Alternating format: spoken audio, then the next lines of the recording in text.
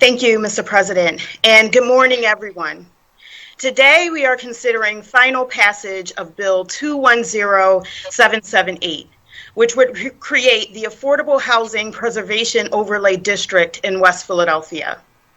This overlay includes the University City Townhomes, a deeply affordable housing complex in the heart of one of the 3rd District's most amenity-rich neighborhoods. And it intends to encourage the production of affordable housing in areas of the city where low-income residents could be especially vulnerable to displacement. If passed, properties in this overlay would be subject to many of the same provisions as the Mixed Income Neighborhoods overlay, which requires 20% of units to be offered at affordable rents. The bill would go into effect immediately. Last year, the owner of the townhomes declined to renew their affordable housing contract with HUD, instead opting to sell the property. And because of the market forces currently at play in University City, it's likely that without policy interventions, any further development would prioritize commercial development over residential. In my eyes, it's an injustice to simply stand by and watch while low-income people, working-class people, and people of color in amenity-rich neighborhoods across our city, neighborhoods that these Philadelphians and their families helped build over generations, are pushed out. And it's the result of multiple factors. It's the result of how poorly affordable housing policy has been handled over the years at all levels of government.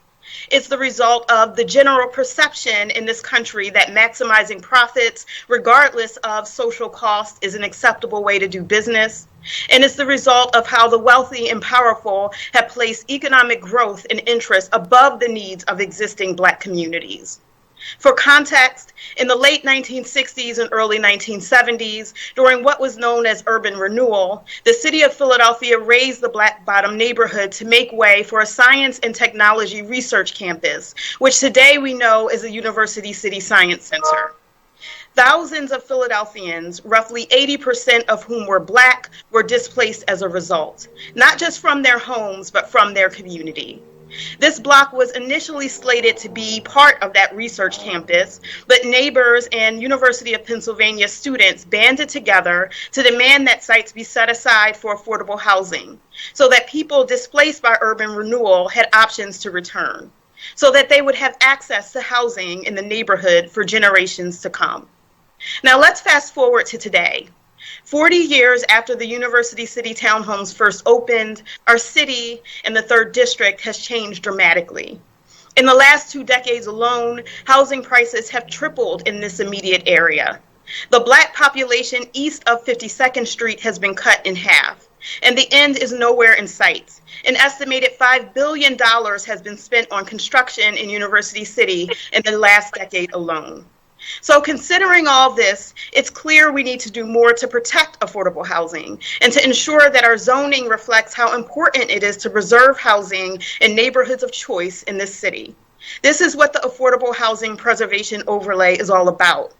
I also want to highlight a companion piece of legislation, Bill 220007, that will expand the overlay to other locations along the Market-Frankfurt transit corridor. This ordinance will ensure further affordability by requiring a higher percentage of affordable units be included in projects where developers wish to access density bonuses. This bill is currently awaiting a hearing, and I look forward to discussing it further with my colleagues. Finally, I want to take a moment to discuss the issue of opt-outs. Since the 1980s, programs including the Low-Income Housing Tax Credit Program have incentivized private developers to create and maintain affordable housing units. While these programs have allowed the production of many thousands of affordable homes in Philadelphia, property owners are only required to provide these units for a set number of years, putting residents at risk of displacement once the term of the subsidy ends. By the end of 2025, affordability and income restrictions on over 300,000 homes across the country are set to expire. Approximately 5,600 of those units are in Philadelphia, and 670 of them are in my district. And since not enough new affordable housing is being built to replace what's being lost and meet the demand, expiring subsidies have the potential to displace thousands of Philadelphians. No comprehensive plan has been created at any level of our government to address this growing problem. It's a crisis and it's imminent.